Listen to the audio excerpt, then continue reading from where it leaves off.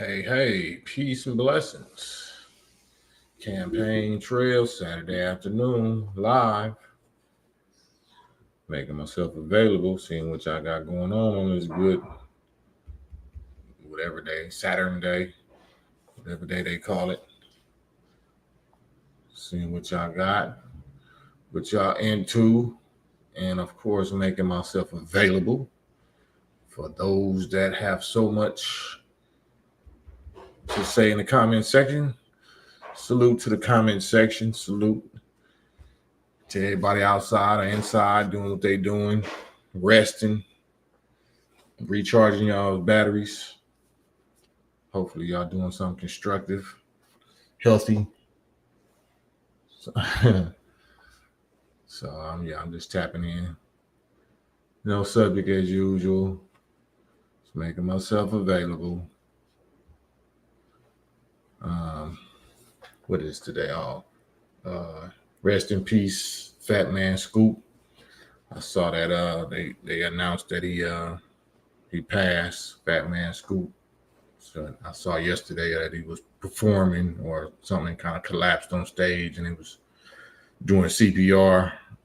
And I saw this morning that his brother had passed. So rest in peace, Fat Man Scoop, and condolences to his family, loved ones.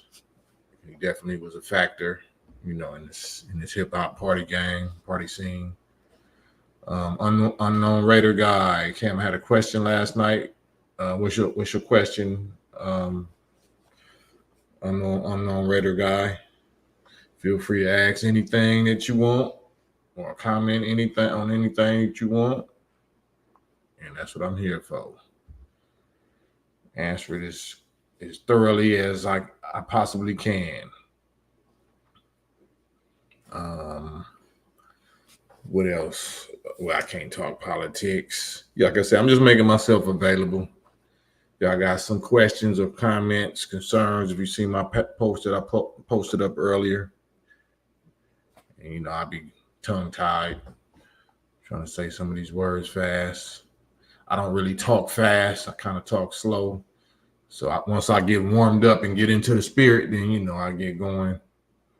But you see, I'm a slow starter when it comes to this little podcast talking game, especially I'm talking to myself. But I'm definitely open to hear whatever questions, comments, concerns, critiques, criticisms, accusations, whatever you want to talk with me about, whatever subject that you want to talk about. We can get it in real quick. I was listening to some more of Tariq Nasheed's subject matter this morning. He was on Twitter Spaces, audio live with somebody he was going back and forth with. And I was just like, I couldn't tolerate it. That reminded me of Clubhouse or something like that. I have to be able to go deep and get right to the source, to the root of the problem and the solution. Unknown Raider guy, do you feel a woman wife should be treated equal as the spouse? And this is something that I always say, Unknown Raider guy, and that's if you're a man, because I don't know if you're a man or a woman, because people be having anonymous handles. But if you're a man, especially if you're a black man, you should never ask another man or another woman, adult, do they feel something? You should ask them what they think. Don't ask them what they feel. Feelings are irrelevant. Feelings are blind. That's why we're in the problem, the condition that we're in, because we dealing with feelings instead of actual thinking, critical thinking. So the question should be, do you think a woman or a wife should be treated equal as the spouse? Do you think a woman or a wife should be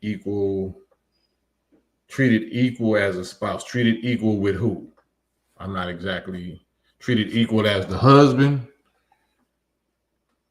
because if that's what you're asking, then it depends on what you mean by equal. Equal value as a human being, of course, but equal rank, enroll in the relationship? Of course not. You can't. Otherwise, she don't have nobody to look up to. If you're not above her in rank, like a president and a vice president, like Biden and Harris, what do you need to be there for? If y'all are equal in rank, if y'all are equal in wisdom, what do you need to be there for? You can't make her feel comfortable or secure. So the man is supposed to be above his wife in rank, but she's equal in value. She's absolutely equal in value, but she's not equal in rank with the husband. Right, Jermaine? Black Attack, salute, Black Attack. I appreciate that. This is our TV. This is our TV. This is what TV is turning into, or should be, because the junk that we see everywhere else on social media is pure garbage. So hopefully I can represent something that's more refreshing to listen to and to talk about, and it's live. It's not pre-recorded, so I'm here with you. So hopefully that's quality company and quality content. You know what I mean? But so many of us was raised, Unknown Raider God, we was raised by single Black mothers, and those mothers was emotionally disappointed or hurt by our child, our fathers, by their baby daddies. So they either knowingly or unknowingly taught us to put their feelings first. So now they teaching their sons to be so hyper emotionally sensitive to the woman's emotions, to where now the woman's emotions is supposed to be our law. We're supposed to submit and cater to the woman's feelings and emotions, so much so that men are asking other men, how do you feel about this? And how do you feel about that? Our feelings are irrelevant. You know what I mean? A man thinks his way through to guide his family. He don't feel his way. That's blind. Like, I'm feeling. So that's the blind leading the blind if we're going by feelings. Women can deal with feelings and emotions because they're the manufacturing temple that produces human life and grows human life. So they have to be so hypersensitive and spiritually sensitive when it comes to feelings, because they're the ones that produce new human life in their body and from their sensitivities. But we can't afford to be that. We have to be the protectors and the providers and the counselors. We got to be level-headed. We got to be able to think through anything while they're feeling their way through whatever they got going through.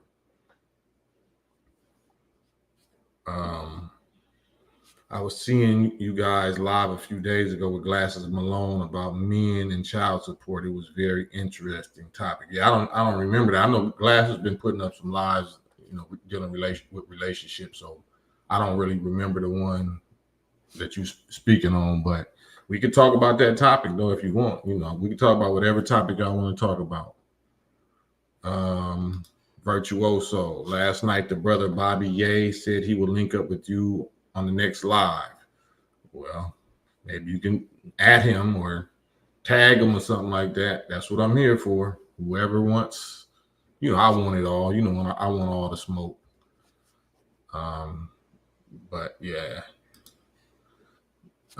it ain't the feels. It's about what's real. Feelings change like the wind. Exactly, Jermaine. It's not about the feels.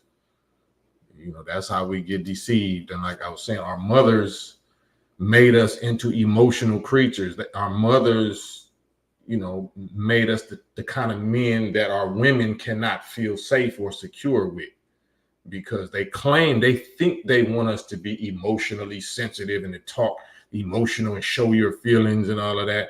As soon as a woman gets you to do that and you her man, she's going to instantly lose respect for you. She's going to instantly lose respect for me. Now, he crying to me? No. You cry upwards. You don't cry downwards. You don't cry to the person that's looking up to you. You cry to the person you looking up to. So your woman can cry to you, but you can't cry to her. You can't cry to her. If your mama, if your life, you under the charge of your mama, and she get to crying and breaking down to you, you're gonna be frantic. Like we ain't gonna make it. We ain't gonna survive because my mama is literally crying to me. She's like, I don't know what I'm doing. You supposed to be my head and my leader. So that's exactly the way women look at us. If we all emotional and we crying to them, nah. So whenever you fall for that whole emotional trap that you're supposed to be emotional and do your feelings all in your feelings with your woman, then you already got your little peanuts cut off. That's not what we are. We have feelings, but we don't operate off of them. Right. Elmatic salute. Yeah. And it don't mean we don't cry. We just don't cry to them. We cry. She might catch me crying, but she's not going to catch me crying to her. You know what I'm saying? That's what she's not going to catch me doing. You're not going to catch me crying to her. You might catch me crying, and then if I see you, if I notice that you're looking at me crying, then I'm gonna get it together and play it off some other kind of way. I'm not coming to you crying. Absolutely not. That's our problem. Our women can't respect us because our mothers, most cases, our single Black mothers, turned us into emotional, little feminine type males. That's all about feelings. That's why we even, doing all the little stuff. The youngsters is going crazy with that because that's feelings. They can't do this no more. They can't take a DP or a fade or whatever and take a L and just come back next time and go for it again or whatever. No, they got to come back like this because, they in their feelings. They got embarrassed or whatever in their feelings, embarrassment, shame or whatever, and they're going to come back doing this. That's not manhood. That's emotional, female type response, reaction type activity. If you see right now, that's who's going crazy, right? You seeing who's starting all the little mess, who loud and who in public all out of control and wild and emotional, savage as hell. Who calling themselves savage? It's not the men. It's not the Black males. Who's running rampant with that? And then they the ones that's the gender that has the children, right? So if that gender is pushing sex everywhere, then eventually you're going to get pregnant and you're not respecting whoever got you pregnant.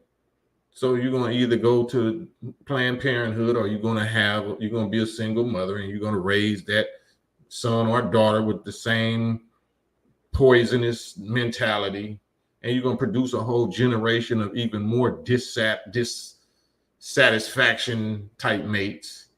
And it's just going to be a downward spiral. And we don't want to take accountability for the real provable laws of cause and effect.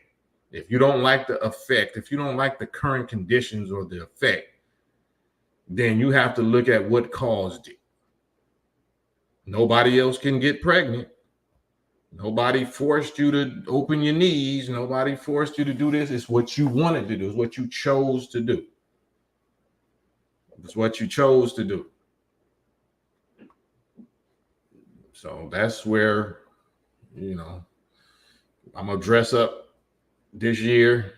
I'm going to celebrate Halloween in my Halloween costume this year. The scariest costume contest is going to be accountability.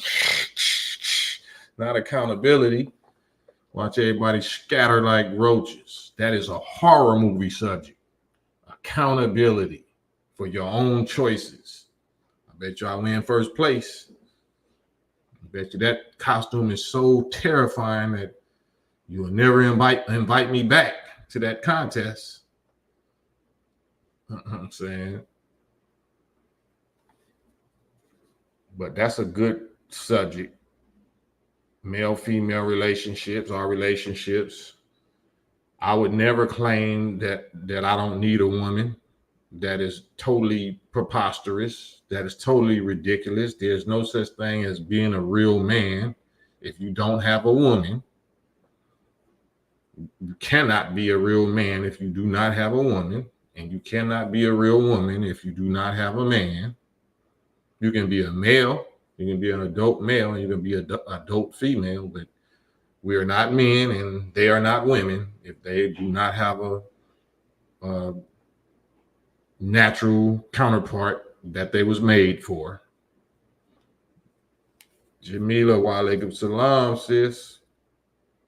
Jermaine, wisdom is definitely needed, and brothers stand with what you're bringing out a lot. Man, I appreciate you, Jermaine. A lot of us, well, anyway, say out, and I don't like to highlight that. I just do it for it's not clickbait, but we're attracted to conflict. We're attracted to beef. We're attracted to feuding because we know it's feuding time. We know it's war time in our nature, in our soul. You know what I mean? We know we're supposed to be fighting somebody, or we're supposed to be studying fighting. We're supposed to be participating or watching or listening to some fighting, but we just don't know that it's not supposed to be us against us. So we so used to it. We know it's wartime, but we need to finally see and hear us fighting against who we really supposed to be fighting against. So that's what I kind of try to bring. I'm not trying to bring peace, you know, think not. Like the matter of fact, let me find that. Let me find that. It's in here, I'm sure, somewhere. I got it posted up. Well, anyway, think not that I came to bring peace. No, I came to bring division. It's time for separation. So that's what I'm on. We've been preaching and promoting peace, unity for this whole season for the last 90 years. But like the Bible say in Revelations, you know, the wheat and the tares, you know, they was growing together, and you know, the workers saw that, and he's like, you know, some weeds got sold in among the wheat. You want, you know, master, you want us to go pluck them up? And he was like, nope, let them grow together. They look alike. You think they're one of you, you know, like Tariq was talking about with the tethers or the hypocrites or the Judases. You think they're one of you. That's my day one. You know, you think that it's a fellow wheat. But he's like, no, don't try to pluck them up yet, because they so fragile right now, and they just beginning, that if you go in there and try to pluck out the weeds, you'll mess around and pluck out the wheat, because it's too young and tender yet right now. But let them grow. Let them grow together. Let the hypocrites and the tethers and the Judases let them grow with the real ones. You know what I'm saying? And at the right season, the Bible call it the harvest, you know, and in harvest season, we'll send out the reapers, you know, the grim reapers, and the reapers will go pluck them up and bind them up, and separate them and throw the weeds into the fire, but save the wheat and put it into God's barn, you know what I'm saying, for nourishment. That's what time it is. We already did the peace thing. We already did the get together thing. So now this is the sorting out. This is sorting out time. This is separation time. This is division time, based on all of the decades we had to choose the team that we was going to be on. So I'm not shaken or worried or scared or whatever in the least for you pushing division. You got dang right. Absolutely right. Pushing division now. You late. All the last 90 years we was pushing peace, you was on something else. Now you think it's time for unity and peace with just anybody, whatever, just because you black. No, we already sorted that out. you was late. You know what I'm saying? Like the 5 foolish virgins and the 5 wise. You thought we was on your time. No, you thought the bridegroom or whatever was going to wait for you. You went to sleep. You didn't keep up to speed and up to date, up to step on what time it really was. No, it's not that time. It's not the time you think it is. It's not the time you want it to be. Sorry, not sorry. Bring it to the table, knocking out falsehood with the truth. Man, ain't nobody else gonna do it. Somebody got to do it. Bring it to the table. Young Creek, for some reason, we're attracted to ish like flies. Drama, beef, controversy, competition, egoism. Like I said, that's because we know it's wartime. Our very nature, our soul, we know it's wartime. It's Armageddon time. We just don't know who it is we're supposed to fight. And those of us that do hear the message and do know who we're supposed to fight, then we cower out. And we don't want to take that fate. We don't want to do that necessary fight. So that separates and identifies us as being one of the weeds. You're not an asset. You're a liability. You're a weed. You've been feeding off of us and hiding among us and benefiting from the wheat and from the feed of, the soil and the water and the sun and everything that was meant for the wheat. Weeds have been enjoying it and growing so strong. Now it's time for somebody stronger than that, the reapers, to come pluck you up. So that's what time it is now. George Allen, walaikum salam. Did you see my message? I'm not sure. There's a lot of disrespect going on lately on our respected teachers. Yeah, absolutely. That's how you know it's the end. Once you start blaspheming and showing the ultimate disrespect for people that clearly put their life on the line and sacrifice their life to bring consciousness, to bring us to consciousness, and to make war with the beast and expose the beast to the detriment of themselves and their own family and friends and life. And now people want to make a name off themselves. Off of disrespecting the ones that gave their life for you. Then that's how you know we at the end. Roland Martin said he checked Dr. Oh man, that's comedy. Mr. Fuentes 323, salute. Yeah, we here talking our talk, and I'm making myself available for anybody that clearly don't agree with certain posts I just posted up earlier today and yesterday and the day before. I just like to see, if anybody really want to say something. If you look at them comments be lit up. They be lit up, and all I can say is hop on the live with me. I don't understand it. That's rhetorical. I totally understand it, but I just be saying that because I want to get y'all's take on why would somebody write on your wall when you right outside asking them for a fade, just like in the streets or whatever. Why are you gonna creep through and hit up somebody's wall, write graffiti on somebody's wall, instead of you seeing one of the dudes right there and he by himself, and you just won't hop out and fade him? Why write on the wall? That's called a buster. That's called a coward. He right there. You using all that energy to write on his wall when he right there, like, what's happening? Let's run this. I'm not even trying to do this to you. I just want to do this. Let's do this. Let's do it the old-fashioned G way. So that's terrible. That's terrible. David, you said these clearly are the last days. What's your opinion on what to do to survive this end of the world? It's not even an opinion. It's clear divine guidance. If it's really the last days, then that's a spiritual issue. It's a God versus devil issue. So we got to find out who the real God is, who the real people or organization or army or whatever chosen people of God is, and who the leader is of them, and get with them. That's what I've been pushing for all my 34 years in the limelight or whatever, this entertainment career. The NOI, I've never changed. The message ain't never changed. It's like the message in the Bible, the words in the Bible and the Quran never change, or they never were supposed to. They have been tampered with, but they don't change. We just keep saying the same thing. We're reminders. We're not saying nothing new. I'm not saying nothing new. Saying the same thing, being consistent, same thing. Remind. That's all we are. Welcome down. Peace to the chat. Salute. Welcome down, Mr. Well Enough.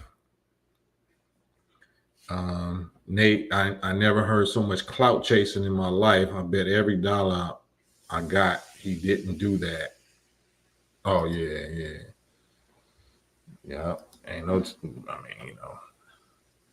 that's why you just gotta call them out in real time. Everybody gonna say they was used to be, it used to be this, and I did this, I did this. Like, what you doing right now? What you willing to do right now? What we doing now, today, right now? Real time. That's why I hop on the live. I hop on live yesterday, but yesterday is dead. Tomorrow ain't came yet. All we got is the present. That's the gift. That's why it's called the present. It's the gift of right now, the gift of life.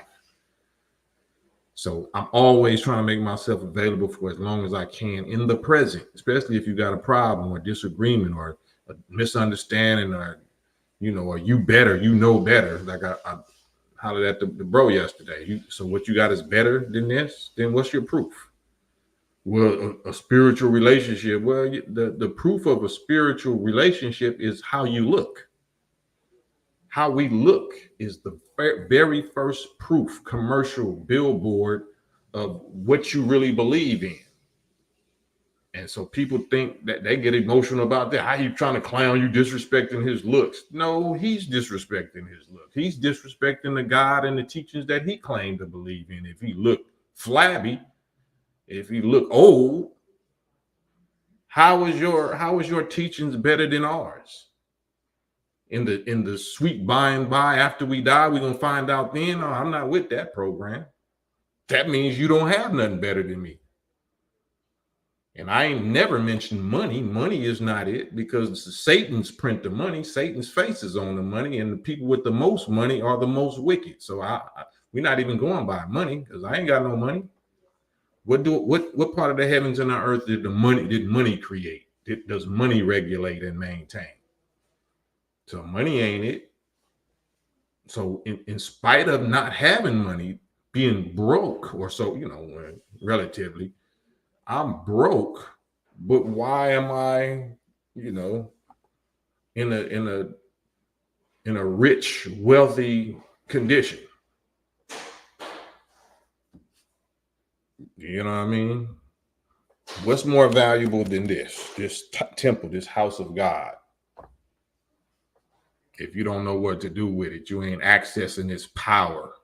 You're not accessing its attraction power, its magnetism power to get other people to listen to you. You're not magnetic. You're not attractive. What do you mean? Why talking about how he look? that mean everything. We don't even listen to people if they ugly or if they broke. What do you mean? You bragging about what you got is divine and is better than what we got. You better show something. You better show and prove some kind of something. I'm absolutely gonna compare myself to you and compare myself to anybody. Like, what? Why wouldn't I? That's just so childish to say, why you comparing, saying that you look better. That's the proof. God damn it. What do you mean? That's the whole proof. What else were we here to show? Do you know what I mean?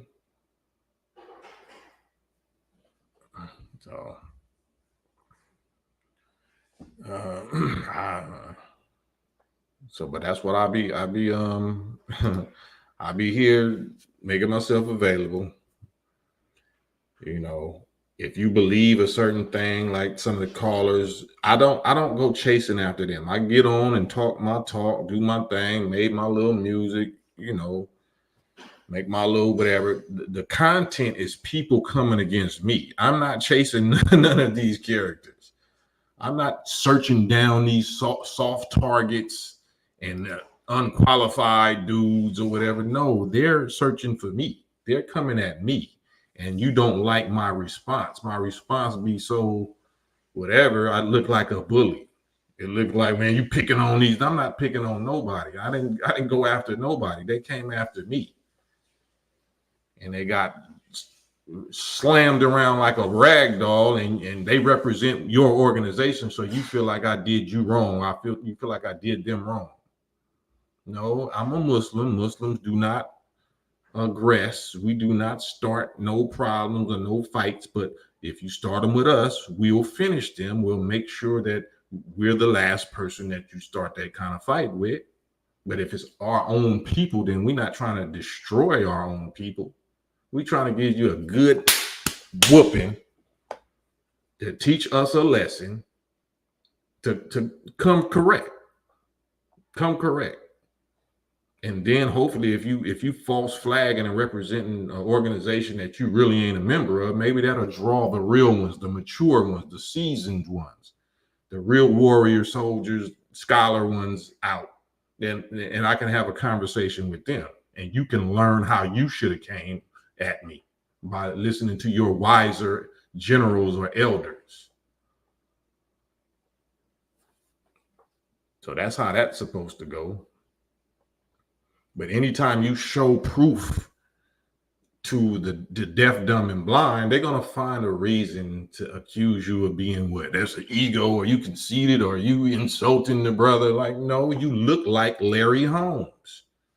You didn't have no problem when Tupac said that. He did, and you look like Larry Holmes, flabby and sick. I didn't say flabby and sick. You just look like Larry Holmes. You know what I'm saying? And you 50 years old. I'm 55 years old.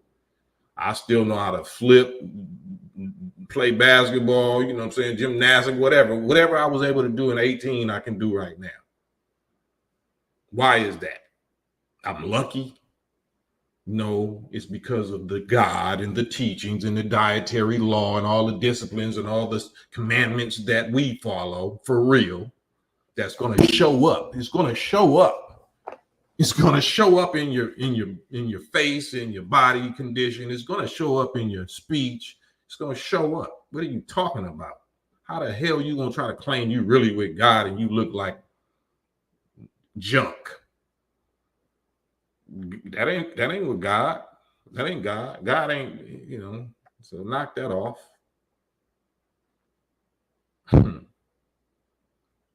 Salute. Right? Where they do that at? Where are you gonna respect? That sound like that, you know, that mentally dead single mother type stuff that, you know, your mama might be obese, out of shape, and complaining because, you know, she can't find a man, and y'all just surface, y'all just shallow hell. You know, it ain't about the outside, it's about what's on the inside. Absolutely false. With the inside is, you know, the outside is a direct reflection of what's on the inside. If you obese, if you out of shape, if you flabby, if you look old or whatever, that's a direct relationship. That's a direct result of your mental, spiritual condition, the choices, the lack of discipline, or whatever you're going to, lack of knowledge. I'm still, you know, eating pork, or I'm still shooting the Fauci, whatever you're doing is based on your belief or your knowledge. If your knowledge and your belief is superior to mine, then you should look superior to me. Your nation and organization should look superior to me and mine. It's that simple. It's not rocket science, brain surgery. Is that simple to prove.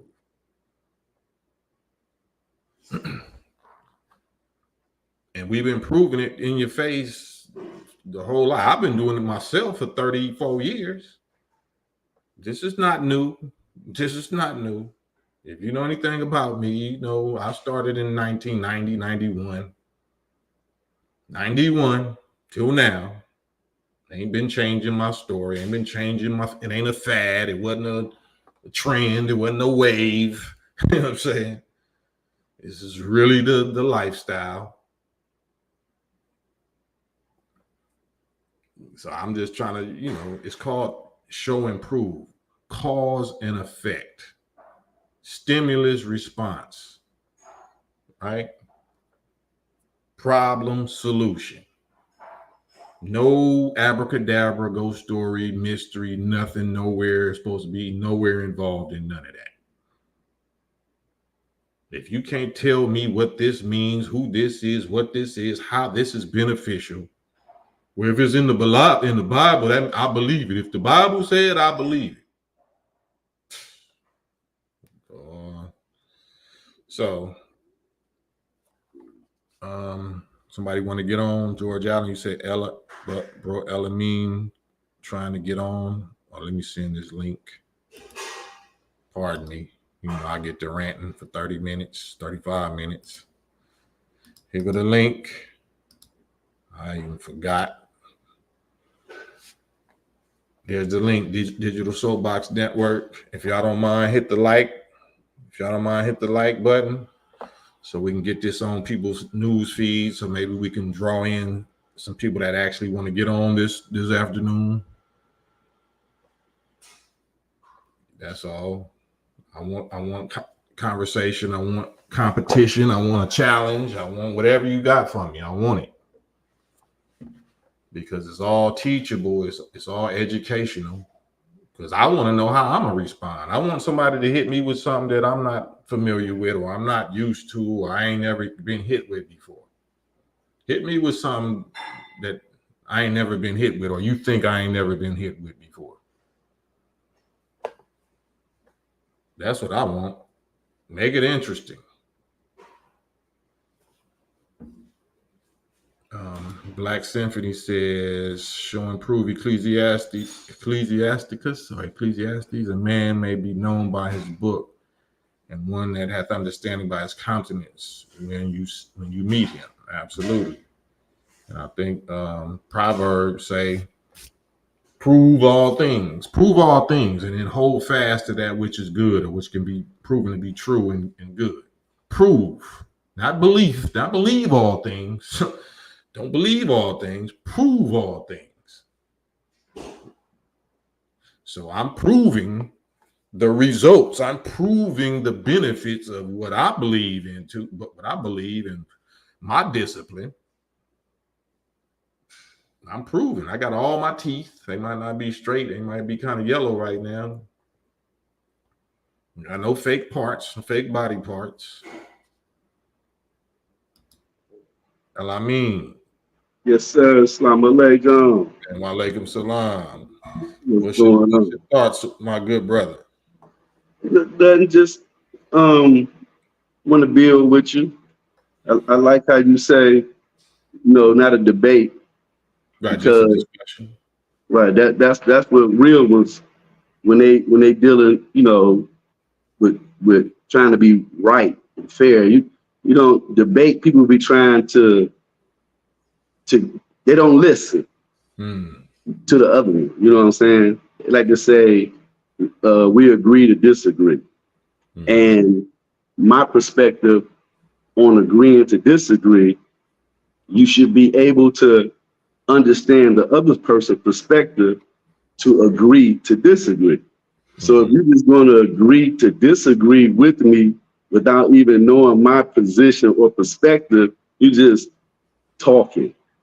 And so that's how I perceive that. And I wanted to see from your perspective, just on that alone, does that make sense? Yeah, I agree with what you said. Like I'm interested. So anybody that kind of gets on and argues with me, I already understand their argument. I've already heard their argument for 30 years. Yes, sir. If they're telling me something new that I never heard before, so it seemed like I might be cutting them off, but I'm really driving them to hurry up and get to the point. I got to corner you to get to the point I know you're trying to make. Instead of wasting all of our time quoting scriptures or whatever, get to the point, to the punchline of that scripture, Yes, sir. And I wasn't referring to you because I seen you at work yesterday, and that's what you're supposed to do. Because you got all this time to be like somebody trying to sing to the choir. You're like, dude, hold on. So I'm with that. I was just saying, in general, when conversing back and forth with somebody, or debating is when you hear the most, we just agree to disagree, when that doesn't apply right there. To, like I said, to agree to disagree is to understand a person's perspective and really can tell on their perspective better than them. and then say, here's a different perspective. And then when you show your perspective, as well as sharing with them their perspective, now each other understand perspective. Right. And that's a main key when you're dealing with, I would say, truth, but I'm more of a factuals. Truth, I use truth for commonality. Yeah. Because fact is the only thing that's absolute. Right. And like Truth, you said, belief. yes, sir. Key words is belief and proof, right? Belief is one thing, if we wasn't there, or certain things that we can't prove, then we at the mercy of having to believe certain details. So all the stuff like that's in the Bible, or that's in the Quran, or the teachings of the nation about 6,000 years ago, this name Yaqub and this and that, I wasn't there, you wasn't there. No way we can prove those details are correct, right? But we can prove certain truths attached to those stories or details, right?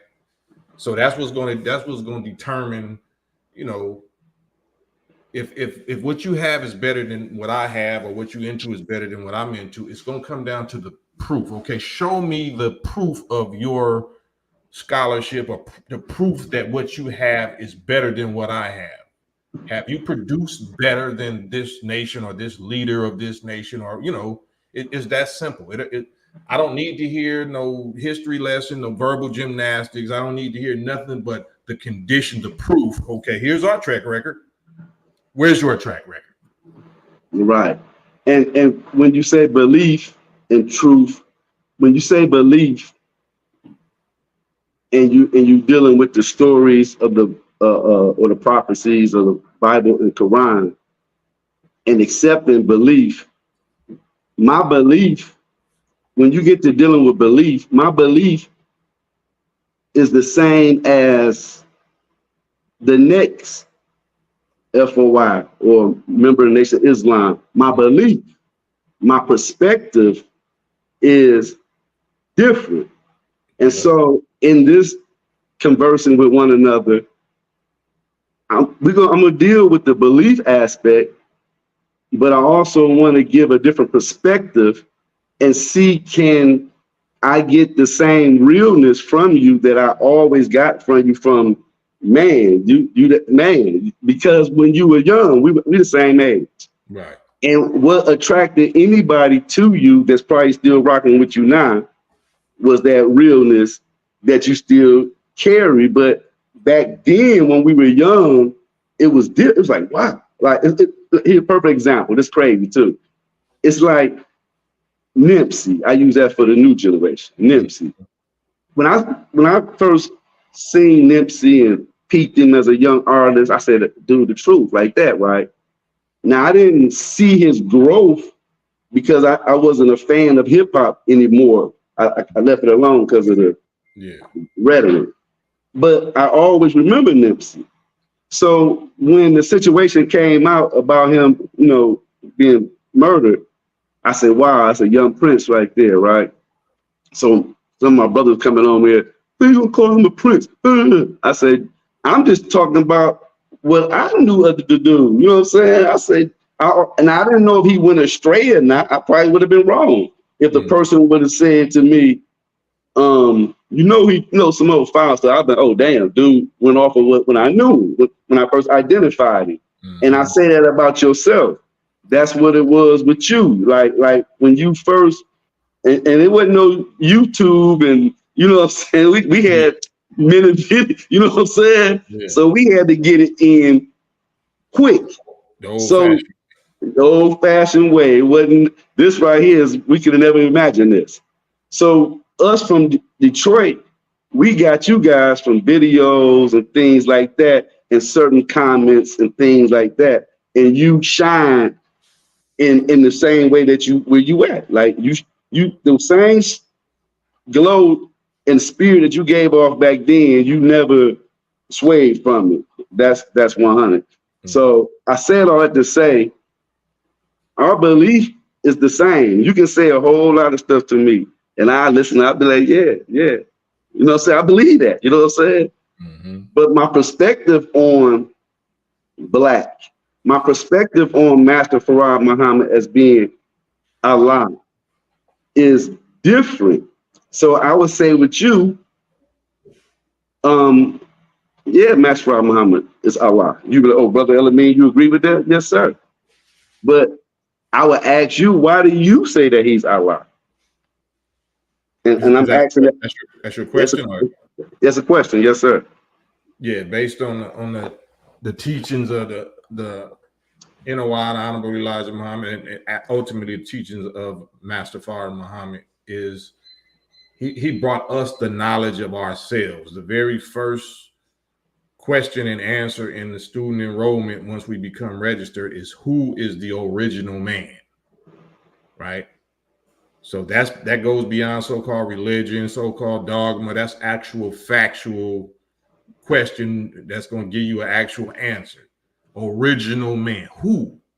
Not what, not where. Who is the original man?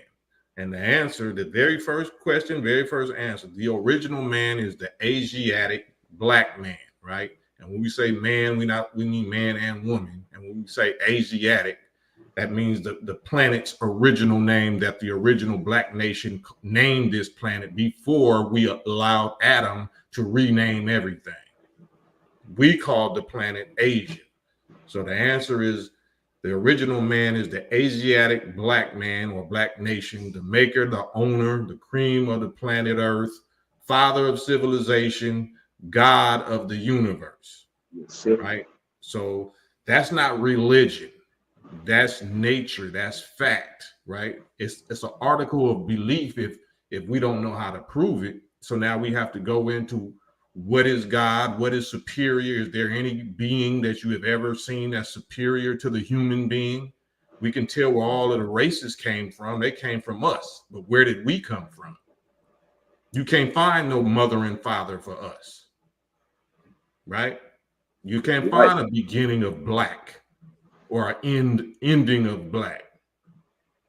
So we're the self-created. We're not, like the Quran says, Allah, none is like him. Right? But the Quran says he has hands. It says he has eyes. It says he hears. He has feelings and emotions, right? He has a shin. He has legs. But none is like him. Okay, that's because he's the original, right? So nobody is like the original. So I don't know if I'm going deep enough or I'm going in a different direction. Nah, you gave, and I wanted to hear you. That's why I asked the first question about, when I said about Master Farad Muhammad being Allah. And I said, and I asked you the question, why do you see that he's Allah? Right. And say that he's Allah. And then you went into some beautiful points and factual. But and I'm not, and I believe that. Now I'm finna go to a factual perspective and see how that lands here. So I'm all ears. Yes, sir. I say I know he's Allah based on the word itself first, Allah. And when you look at, because it's a lot of people, this is very mature audience. Right. So there's no reason to, right. And you built that. Right. So you built, right. So I got to catch myself and you know what I'm saying? And so Allah means all law. And when you deal with all law, not going spiritual, but going factual, you're dealing with the laws of the land and maritime law. You keep dealing with law. So in the supreme wisdom, in his teachings, in his lessons, in blah, blah, blah, all this, if you studying the same man from a spiritual aspect or a physical, factual aspect, you should get the same answer, both sides, double-edged sword, factual. There ain't no getting around it. So I said, yes, he's Allah, because when you're dealing with all law and you're dealing with a flag. All civilized nations all over the world have a flag. Yes, he's Allah. He brought us a constitution.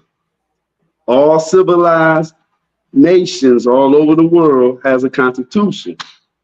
He even went a step further and brought us a tribe. And this is where the perspective, we're finna go over to black as well. We're dealing with Allah, Master Mama being Allah, and we're dealing with the word black. From my belief, because I'm gonna pass the ball back to you, I'm pass the mic back to you. You gonna speak my belief so beautifully because you my brother. And I'm gonna speak a different perspective of our belief and see how I land, you know, because it's important to me, especially dialoguing with a brother like yourself. So to say flag, constitution, and tribe, like, wow, that's that, God dang, like, whoo, to a dead people. We can go back to who is the original man. That's spiritual and factual. So these go together. It's double, it's solid. So wow, that man is, you know, somebody special. I'm not saying he hear my prayers. I'm not even in them waters. Right. I'm looking at the work that he left as a student of the Honorable Minister Farrakhan for over 33 years, as a student of Elijah Muhammad up under his leadership, to even studying Prophet Noble Drew Ali late in my growth through pain and you know, hard trial and tribulation within my nation. I'm still in the nation. Right. But I was able to look over there, and I had to put certain things together for argument's sake, because this platform is not built with all, we ain't got to go through all this shit.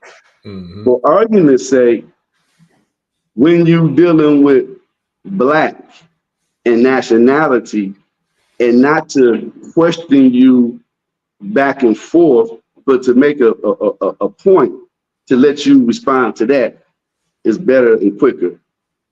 When you say black in law all over the world, not the white man's perspectives, because there's only one law. It's not two laws. It's not the white man law and the black man law. You may disagree, but I'm just going to close the point out.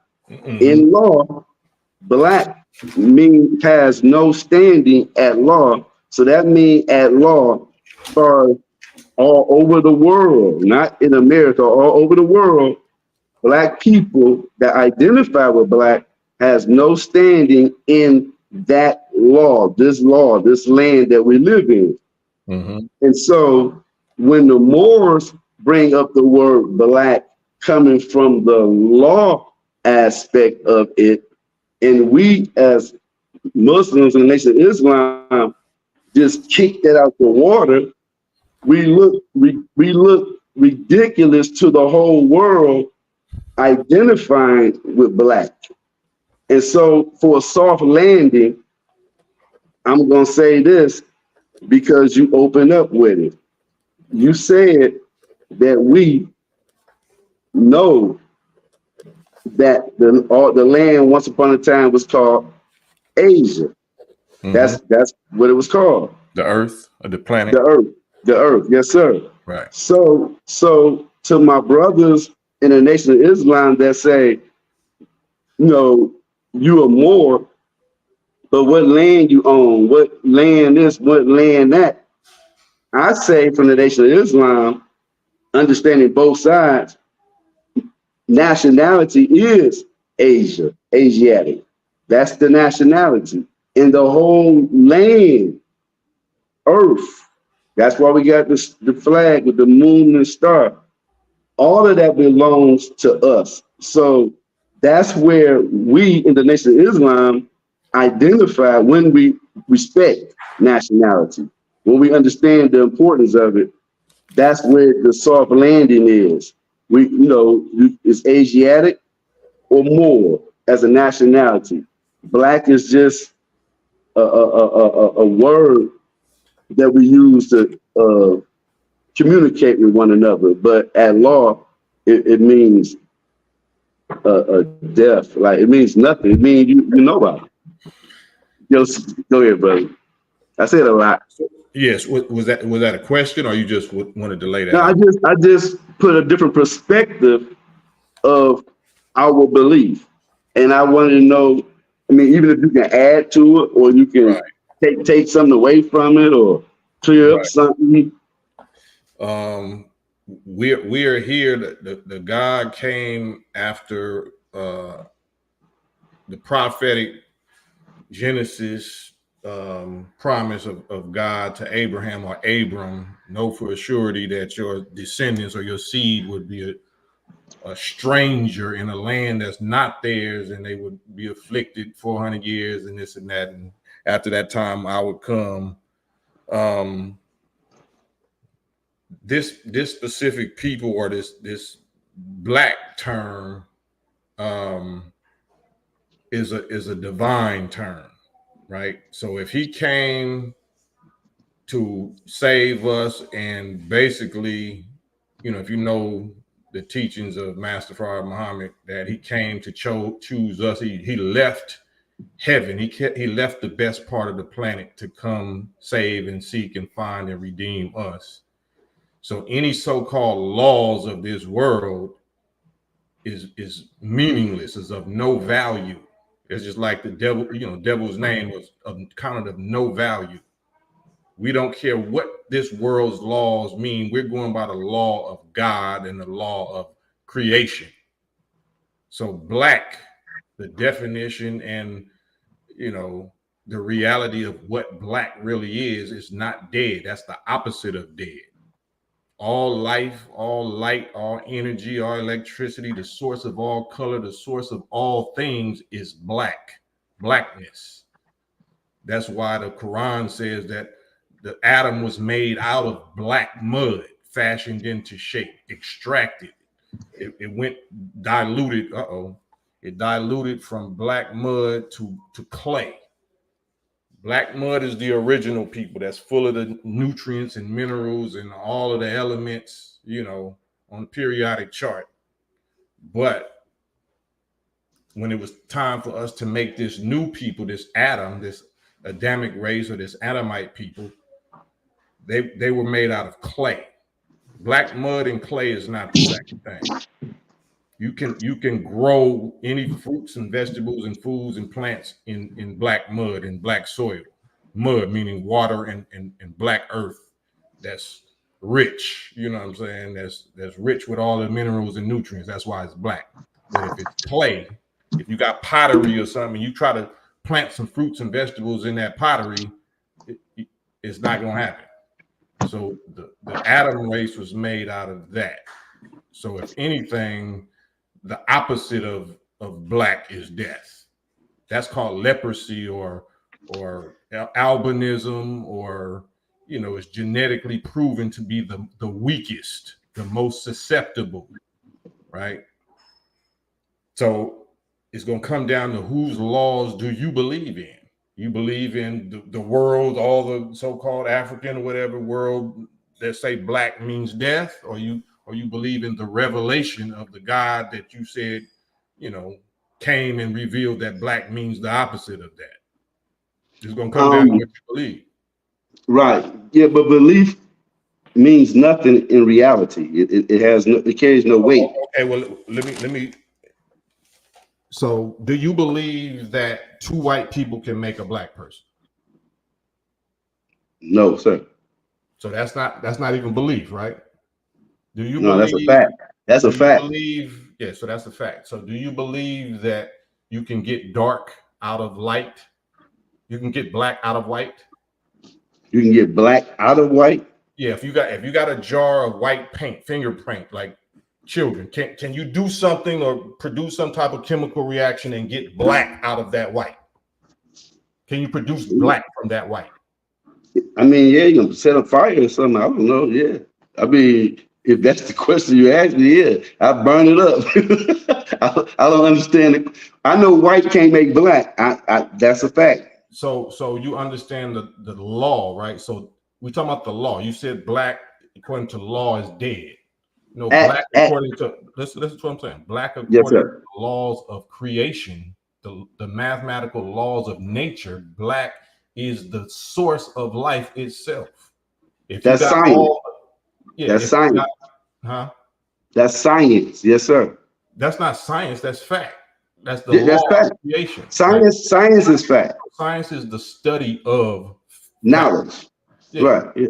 And So, that's all it is. Science don't have no wiggle room unless it's added to. but we you know, let me land this, like, because you was talking about belief and it's not Yes, sir. belief or whatever. So I'm saying if I lay out the facts of what black is and you say you don't believe that, then you don't believe that. It don't mean that you're correct, because I'm telling you, I'm showing you that black is the source of everything, but you might believe that black is not the source of everything, right?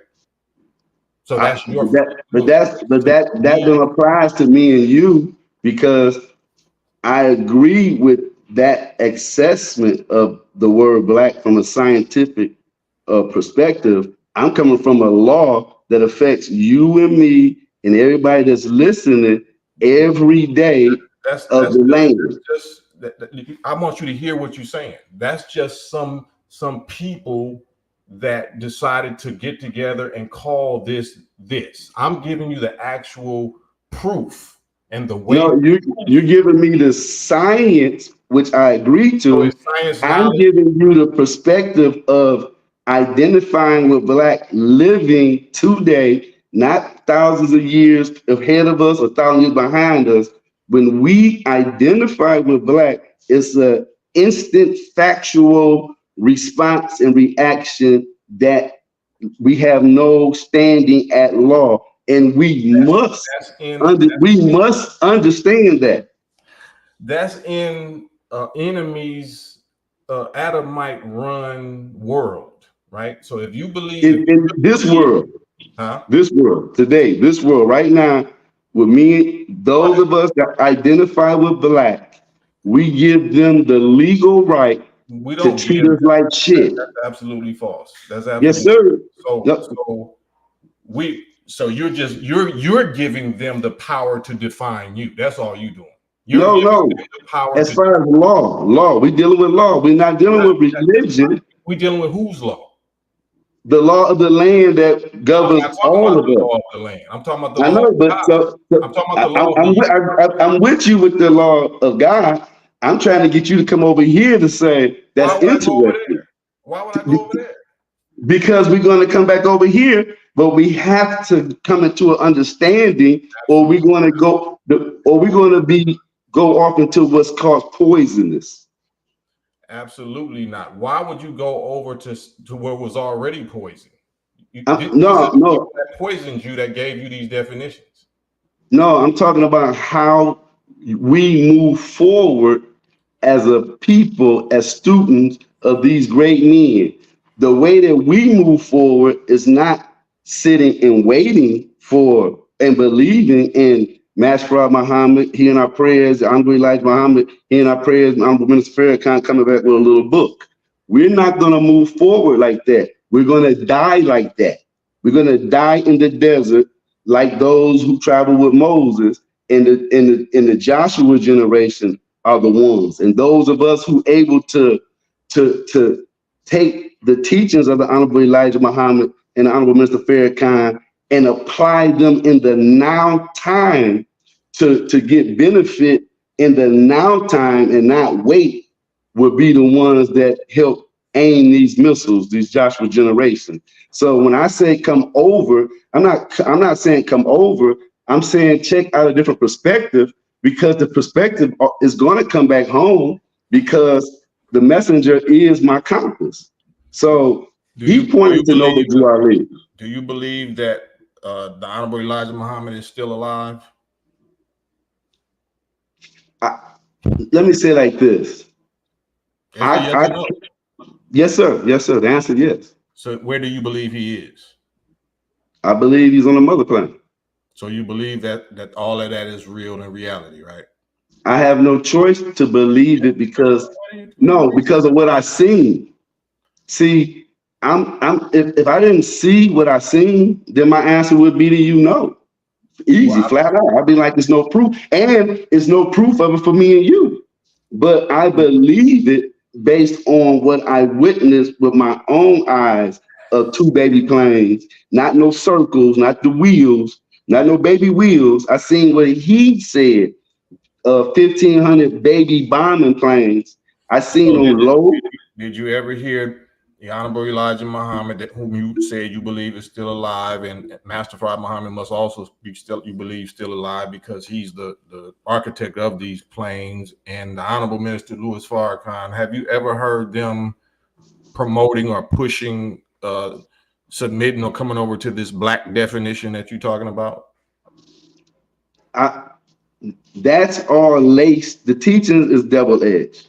And a perfect example of that is to listen to the Honorable Minister Farrakhan and Eman Wallace, their interview. In that interview is so much substance to what the questions you just asked me. No disrespect, but because I'm on here an hour already, right? So I'm asking you questions that I just want a direct answer to. Yes, sir. And I'll let you. That's why I let you. I got my notes. I didn't cut you off or nothing. So I want to lay out your full foundation, because I can't keep letting you talk 5 minutes or whatever. When I ask you a direct question, I gotta get directly to it. What's the question? So you said that you believe that they're alive, and then I said, have you ever heard any of them mentioning that we need to come over to the Moore definition of black? Yes, sir. Who said that? It's in the teachings. It's not in the teachings, brother. Who said that?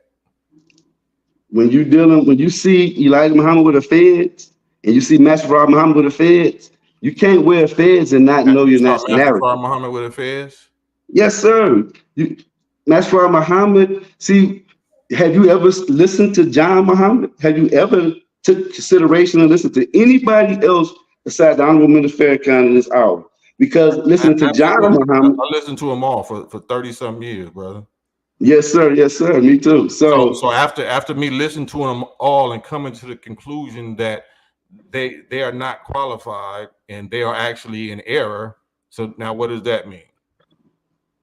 That don't make sense, because how can you say John Muhammad was an error? What did he produce? When you say produce, I'm talking about the information. What did he accomplish with his correctness? No, I'm saying the information. What did he accomplish with his information? If you have a doctor's degree and I'm on the corner drinking wine and you say 2 + 2 is 4, and I say 2 + 2 is 4, that don't make you more righter than me. The word is where the power is. The minister has a spirit. Yes, sir. What did John Muhammad or whoever, the Moors or whoever that you saying that we should be looking towards or following, or what did they accomplish greater than what the Honorable Elijah Muhammad, Minister Farrakhan, Malcolm X, Muhammad Ali, us, Khalid, whatever? Like, what did they do? What are they doing different or better or whatever than what we do? If they can get one, I didn't say if. What are they doing? They speak. They strive to get one, just to say one. That's it. So we haven't done that. No. I'm saying you speaking about them. I'm saying he saved one, more than one. So that's huge. I'm talking about John. Yes, I only brought John Muhammad up because I spoke to you about the feds of the Honorable Elijah Muhammad and the feds of Master Fard Muhammad, and you got so confused about Master Fard Muhammad with the feds.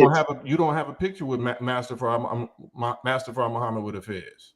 Right, but I'm saying that John Muhammad spoke of the 3 people he's seen with it, and you saying his word. You saying his word don't mean nothing. Where's his proof?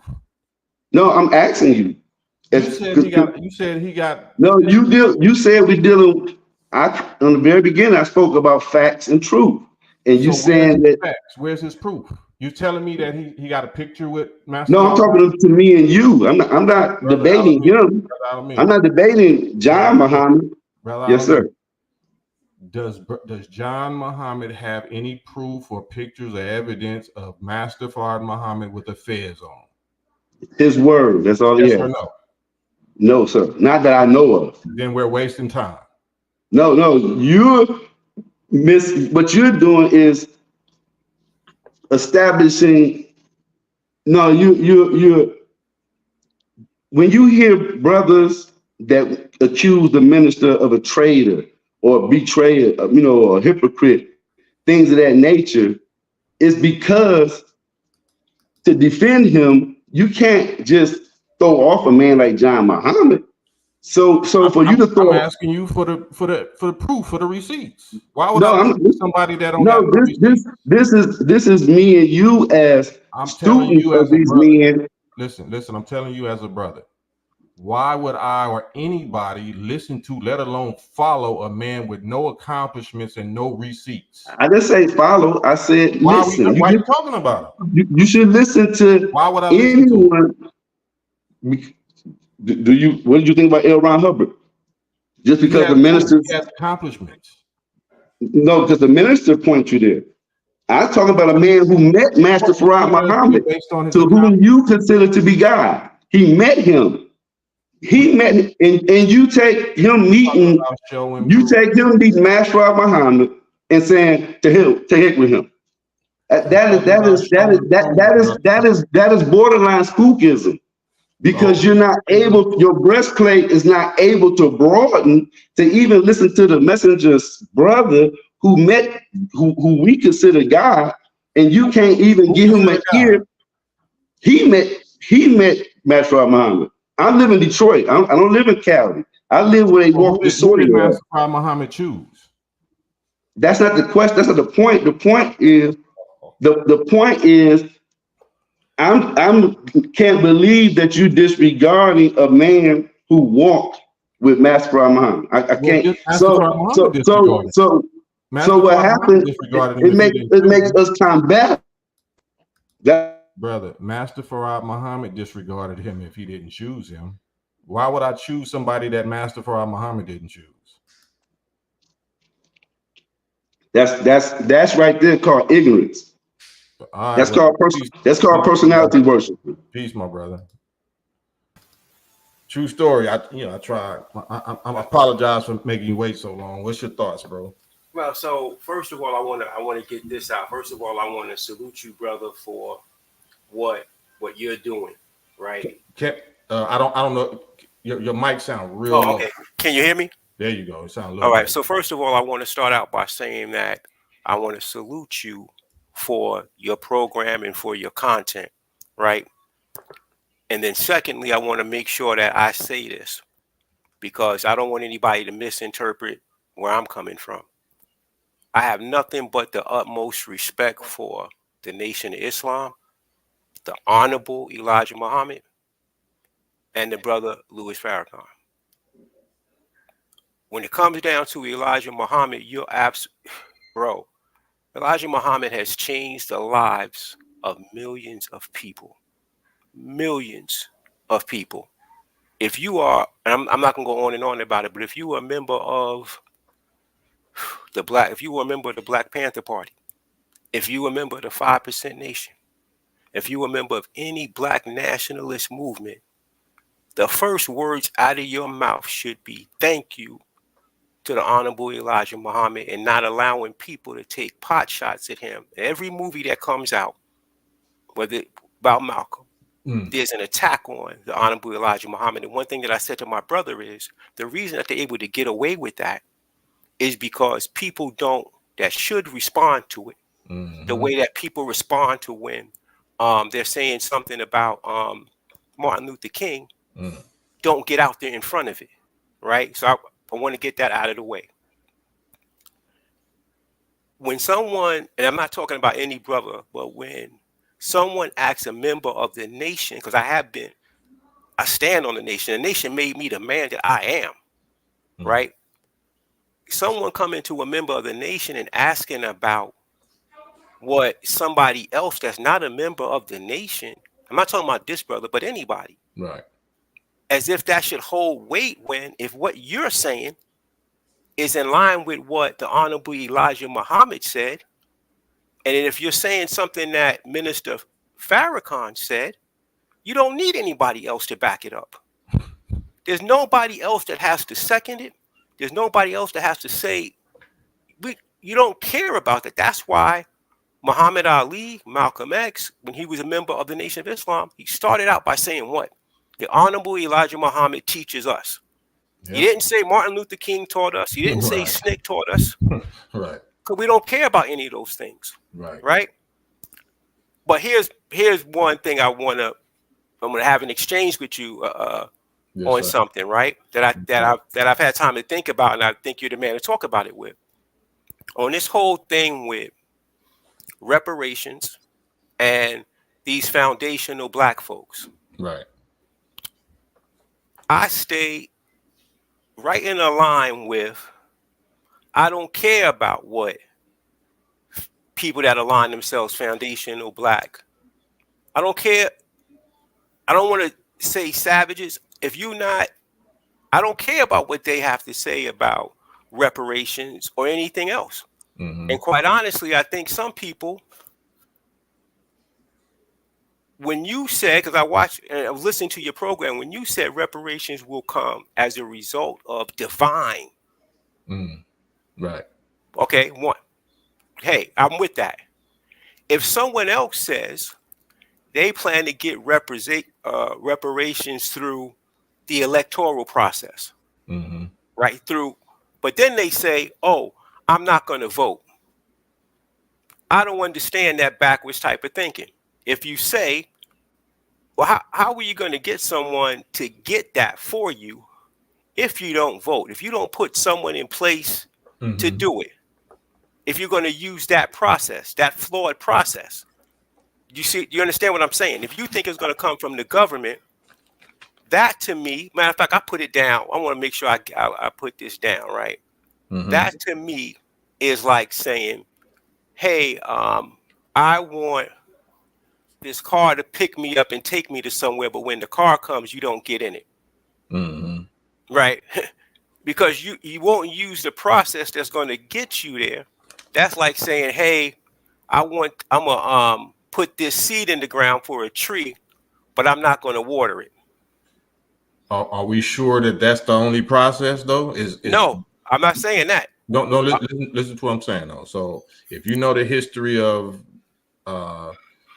when Honorable Elijah Muhammad and Malcolm X both was having negotiations and coming to agreements with the American Nazi Party, with the KKK, the top billionaire oil baron, I forgot what the white dude's name, that put up so much money for the Honorable Elijah Muhammad to get a lot of the farmland or whatever that we still have to this day. That didn't come through presidential elections. That didn't come from, and that was for reparations. Like, this Caucasian man actually put, big money up to help us separate, because they wanted the same thing that we want, right? It didn't come from the government, but it came from billionaire, people that, so you can still hold your position and hold your vote and not expect that your so-called reparations is coming through the government. Well, let me say this though. So one, here's what I learned from being a member of the Nation of Islam. I don't speak on things I don't know about. Mm-hmm. Right. So I don't know about those funds, and I'm not denying that it happened because you said it. I just don't know about it. Right. Right. What I'm saying is, I'm not saying that there aren't alternatives to the process, right? To voting, right? And getting it through that way. What I'm saying is, for the people that say this, no vote until we get reparations. They're saying that's the process. They're saying we won't vote until we get reparations. They're saying reparations, or until that reparations agenda or policy is on the table. No vote until reparations. That's their position. I never heard that. Matter of fact, I'll bring it up because you want receipts. I'll make sure to send that information to you. Secondly, when it comes down to people that are not within the nation, I don't know. Let's play this. There are some within our community. What they gonna do when they get that check? What are they gonna do with it? Some within our community, they're gonna buy some sneakers. They're gonna buy some dope, right? They're gonna try to connect with and use that money to flip it and then put it out on the street to the detriment of our people. They're gonna be separated from it. I don't want to rush you. Yeah, they're gonna be separated from it very quickly. So one, I'm not in everyone that is advocating for reparations shouldn't get that check, right? Whatever kind of check they waiting on. Well, can I say something? Go ahead. Reparations is not a check. Reparations is land. No, I'm. Let me say this. I'm not saying that it is a check. I'm using that language to say that is what they are hoping for. They're looking for a check, money from the government. What you're saying is correct. It should come in the form of land. That's always been the position of the Nation of Islam. That's not. Well, even when it wasn't the Nation of Islam, it was 40 acres and a mule. It was never money. I'm only talking. All I'm talking. Let me make sure I'm being clear on this, right? I'm not putting words in your mouth. I'm talking about what the others say. I'm not talking about the 40 acres and the mule people. That's common sense. I'm not talking about the Nation of Islam people. They're talking about land. I'm talking about these others that are out there within our community that think that, right? Then within the nation, we have talked about the uncivilized, have we not? Right? And the things that they do. Matter of fact, Minister Louis Farrakhan has been on the record that says when the nation is formed, the first two people that we got to deal with are the traitors to the nation, right, and the deadbeat dads. Right. So when I say this about these others, I'm not talking about the 40 acres and the mule people getting the land. I'm talking about these folks that are out there that they celebrate death. They listen to music that celebrates killing folks up. They can't wait to play something that talks about getting a gun and killing somebody. Would you say that's people of our generation or the youngsters? I'm saying we got to make that distinction. Yeah, so let's say this, right? I'm saying it exists within both of our communities, right? Because we also have people that will take a pass on. They'll say, okay, this group got their money from selling coke, and that's perfectly fine. Or I'm a Muslim. I'm a certain type of Muslim that it's okay for me to kill and do all these type of things, right? It's okay for me to do this, eat pork grinds, do all of that. They hiding in the corner eating some freaking pork grinds because they don't have the discipline. That's the people I'm talking about. So to make a long story short, like, you know, over your overall point. My overall position is that people that identify themselves as, let's say, these foundational blacks, they're saying something contrary to what the minister says. Let me bring this fact up. This is what Minister Louis Farrakhan had to say. July 1995, Chicago, Illinois. We must unite with our African brothers and sisters who are coming to this country. We are all one family. Quote. That's Minister Farrakhan. Right. This is March of 2000. Right. Every African immigrant carries the rich history and culture of our ancestors. They are a vital part of the fabric of America. Now, my last point, I can go on. Here's another one. African immigrants, this is from 2010. African immigrants contribute greatly to the diversity and strength of our communities. This was said in 2010 in Washington, D.C. Right. This is coming from my upbringing within the nation. You don't comment on the thing until you've taken the time to study your thing. And if you're wrong about something, you come back and publicly say, which I've done here with you, hey, I was wrong about what I said. Now, when I talk about these other folks that are looking for reparations, they're the people that I call will do anything for a check. Matter of fact, less than a check. They'll do anything for a promise of a check.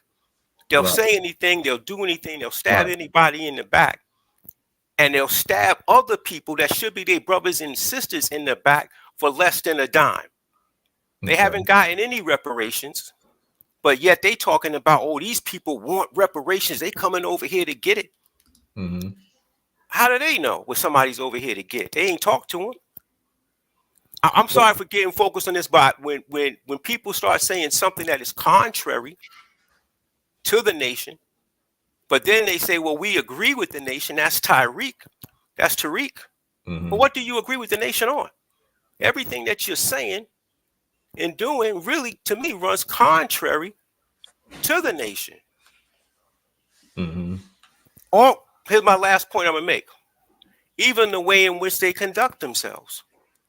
When you hear a minister talking, I can say, Malcolm, we go back for even when they were talking to the devil, they were polite, right? They were disciplined.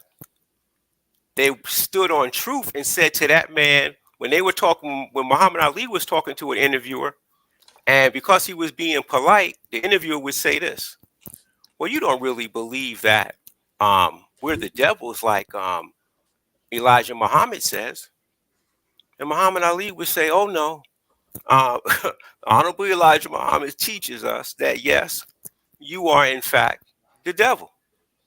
And then go down the line on why they are the devil without raising his voice, but say it matter of factly, the way that the Honorable Elijah Muhammad had taught him to do.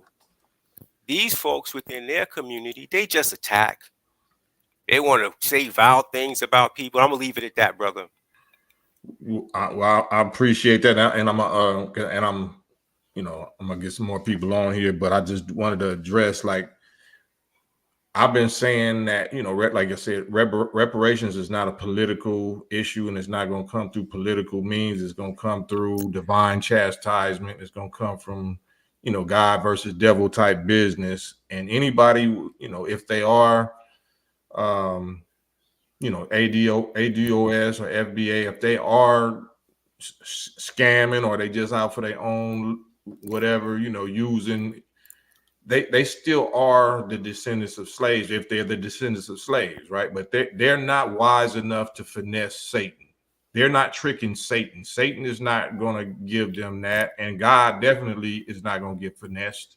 So either way, it's still a positive for them to be bringing the subject up. The subject does need to be brought up, just like Candace Owens is bringing a whole lot of the SOS subject up right now. It's not that she's the best qualified to do it, but she's still being used by the real God to bring these subjects out into the public right now. Now, if we really are the real ones to represent it correctly, then we're going to catch that lob and dunk it and represent it the way that it's supposed to be represented. But I have to go back to two things. I'm glad that you brought that up, my brother. Try to make it quick, though, big I'll make bro. it real quick right now. So let's say about Candace Owens. Candace Owens, September 2019. I think Louis Farrakhan is a terrible person, and I think we need to call out anti-Semitism wherever it exists. Right. That's on The Daily Show. Right. The Daily Show, September 2019. Okay. Candace Owens is not a friend of the Nation of Islam. She is not a friend of black people. She's been serving her masters for a long time, and so she bit the hand of her masters, and now they're chastising her. Stay over there with your masters, Candace Owens. Is she lying about the enemy, though? But we don't need, okay, here's the principle. I don't need her to say nothing about it. Yeah, speak for you. Don't say we. I said I don't need her. I said I don't need her to say nothing about it. Now let me stop you because you're on my platform, right? Of course. So that's the difference between emotionalism and wisdom, right? Wisdom is Solomon. Solomon had devils doing work and diving in other works for him. He didn't get caught up in their nature. He knew that he wasn't trying to convert them to be righteous. He called them devils. He knew they was devils, and he knew how to use them and let them do whatever devilishment they do for him. Did he call them devils? Of course, the Quran says he calls them devils. Of course, and that's true. But so when we speak about, he's still employing them. But when we speak about Candace Owens, I think whenever we mention that, we need to mention that this devil, Candace Owens, said this. That's all I'm saying. We Well, need to you're make not sure that we qualified. make it You're not clear we're not qualified to say aligning that. ourselves Hold on, with her brother, no brother, type of way. brother. You're not I'm being qualified quiet. to say that because you don't call Malcolm X a devil. You don't call Malcolm. I'm talking about before he defected, when he was Detroit Red. He was a devil when he was acting out like that. Can I finish? Of course. So he went from whatever he was as Detroit Red, a pimp, to the greatest, until Farrakhan, and other than the father, to the greatest representation of greatest black leader America had ever seen under the most honorable Elijah Muhammad. But he was a pimp, right? He was doing worse. You know, and I know that he was a pimp. He was doing worse than what you accused Tariq of doing, right?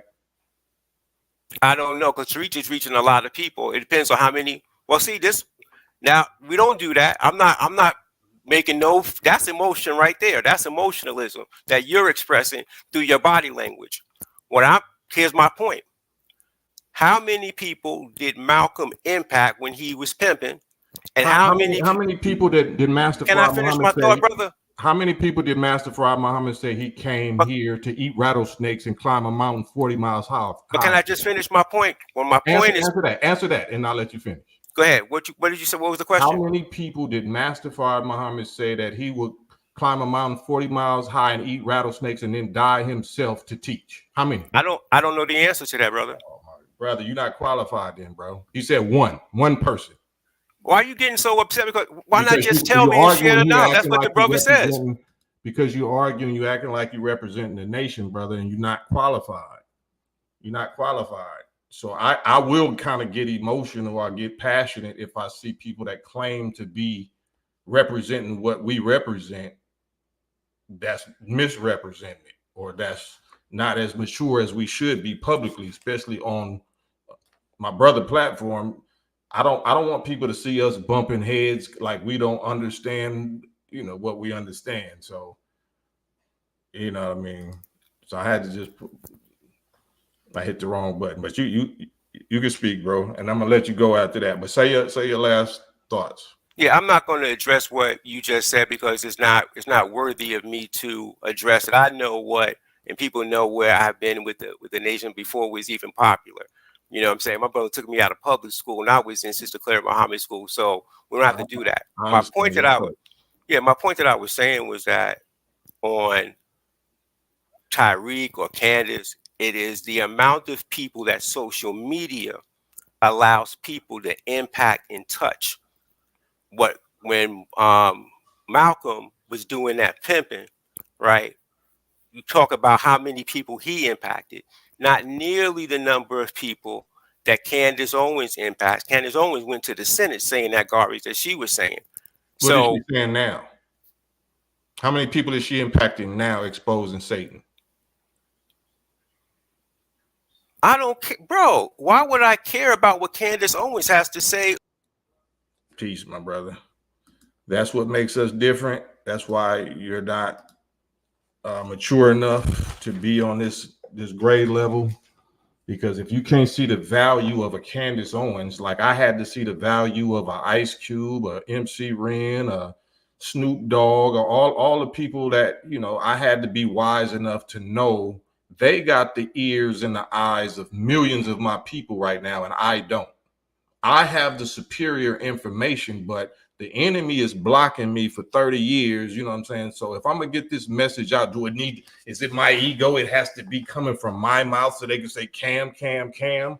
Or do I got to just get this message out to our people with whoever I can get it out to them with that they're already listening to right now? So if you're not experienced in this level of wisdom and warfare, then you shouldn't be on here publicly. We could talk about something like this privately, but I can't let you go further, as though you represent what I represent. So Candace Owens right now, just like Kanye, just like whoever, if you got the heart, I don't care what you did. If you got the heart, or you're being used to such a degree by God to expose our greatest enemy right now and showing more testicles than all these celebrities and all these other people put together, and you won't accept it because of something she said in 2019 or something she might be saying right now. She's doing the work that you can't do. She's getting the people that you'll never get to, that I'll never get to. But you're not wise enough. You can't put your emotions to the side and see the value in that. So, you know, we agree to disagree, like the brother said earlier.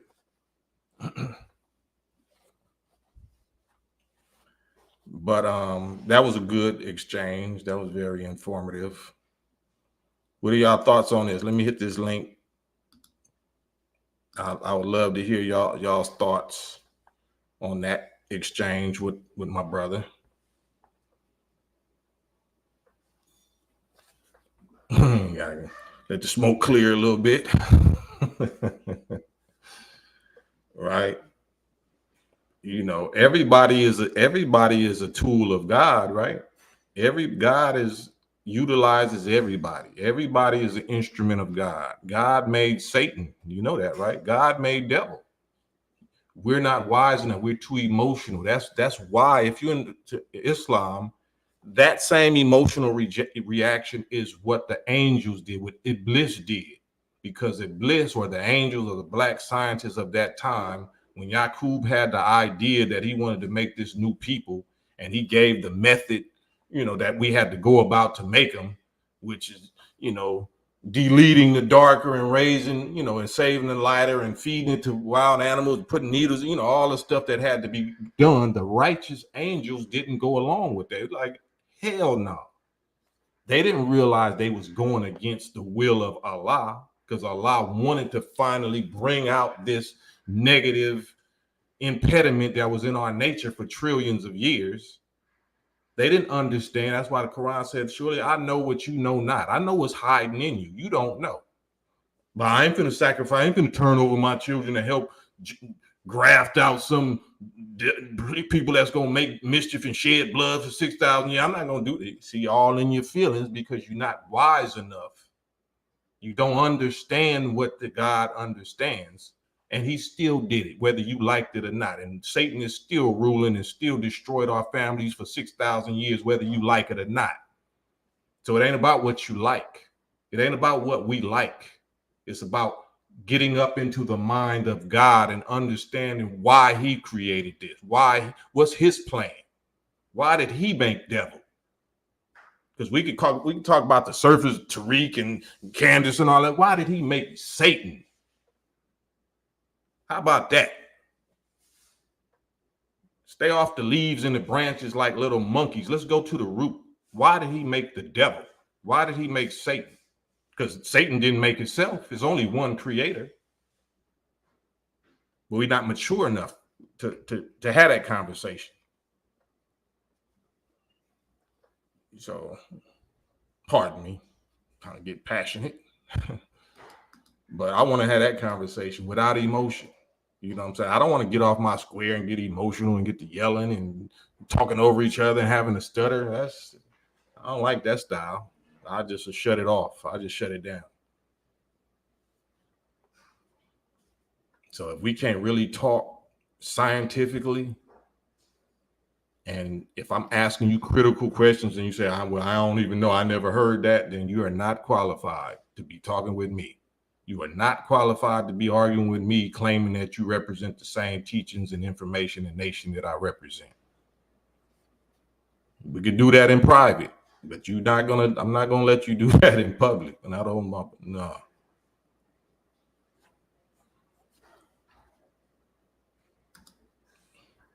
But there's the StreamYard link, Gnostic Kushite.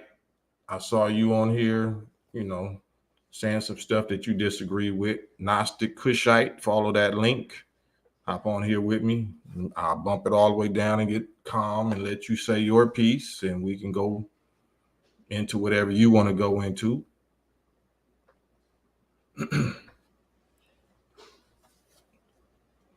Anybody that disagrees, this is good, you know, like I said, it's good content because it's going to provoke us to think. Some of y'all are scared. Some of y'all feel like this conversation is blasphemy. Like we're not even supposed to think that type of stuff or put ourselves in the same category as God and blah, blah, blah. Like, but you can't unhear what you're hearing. So this is going to go to sleep with you. It's going to be on the toilet with you. It's going to wake up with you. Once you hear God interactions and conversations of the real, true, and living God and the mysteries of God is being finished and wiped away, and you having to deal with, you know, reality, down to earth reality, and it's going to affect you. It's going to affect you. But here's the link. Anybody that want to actually talk like a man with me, like I respect the brothers that got on here. Salute to the brothers because they got on with me like a man. They wasn't typing.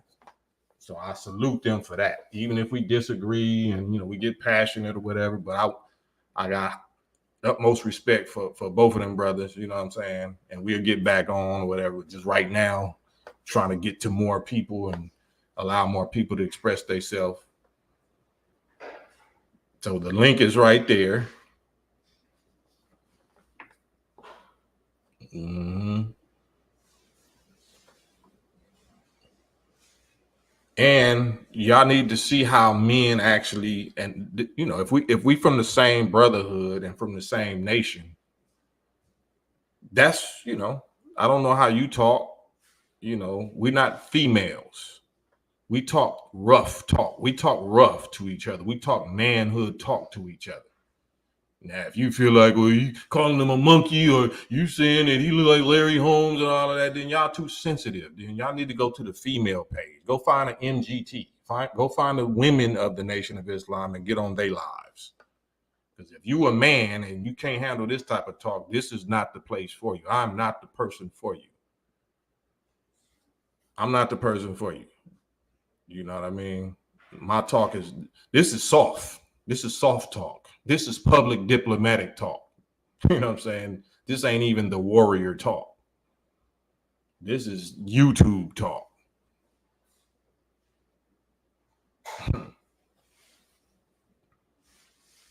Yeah, I can't take this, then I don't know what to tell you. But I got the link. The link is out there, coming up on 2 hours. I got 15 minutes left. 15 minutes left. Man, salute Funky Things Production 3. Salute. And it's not that, you know, I'm not even trying to get nobody to agree with me or to believe me. I'm just trying to get people to clearly understand the message and the principle, you know, of show and prove, the principle of cause and effect, the principle of reality, you know, to critically think in a certain way that you might not have thought before, with practical, efficient results, practical efficiency. I don't want to hear a history lesson, and y'all probably don't want to hear no history lesson. I don't want scripture lesson. Y'all probably don't want no scripture lesson. I'm trying to hurry up and translate it down to regularly, everyday, down to earth words. That's all I'm doing. But if you looking for, you real sensitive, oh, he cut him off, or he said this, or he like, all right, man. Y'all the main one cussing everybody out and don't go to church and calling females bees and hoes, but you can't take me, you can't sit here and listen to me, you know, talk rough, talk man, talk to another man. I'm not talking to a child. I'm not talking to a girl or a woman. I'm not talking to an old elder. I'm not disrespecting it. This is men talk. We the same age.